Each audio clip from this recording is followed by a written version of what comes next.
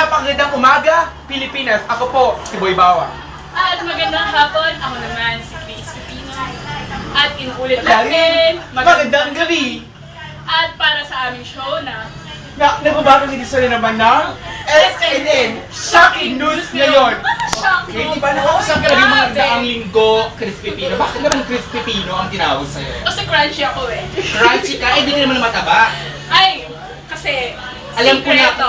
alam ko na, Ano ko ba sa'yo? alam ko na kung rin mataba sa'yo. Well, anyway, bago pa mabukingan kung anong Alam mo, mas maganda yung damit mo kung nilit mo yung kulay yellow na damit. Itinira mo ang blue.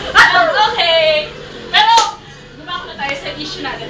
At ngayon po, nagbabagang balita. Ito po ang isang pinakabago, ano yung pinakabago? Isang member ng 4A na talagang isang all-new 4A Dating ganun member. ba? Diba, dating ganon. Paano nga, hindi ko si Kaya. Ayan. Okay. Kaya ito na nagbago. Boy, bonggang-bongga na siyang ngayon. At ito na nagbagong image na talaga siya.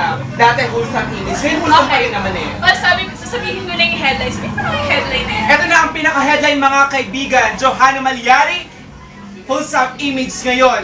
Bugaw na. Ito na ang pinakabagong sexy star ng 4A. Please welcome, Johanna Malyari. Live na live po tayo ngayon. Hello. Live live po tayo ngayon mga kaibigan. Hello, Johanna Malyari. Oh, what's you wearing? You're so social naman. You're very social, you're very delicious. You look like a pipino. Okay, thank you for the guest. Thank you for the guesting, Johanna Malyari. At yun na yun. Ang pinaka-headline natin ngayong araw na ito. Maraming salamat. Muli ako po si Boy Bawang. At ako naman po si Chris. Para sa nagbabagang edisyon na naman ng SNN Shocking News ngayon.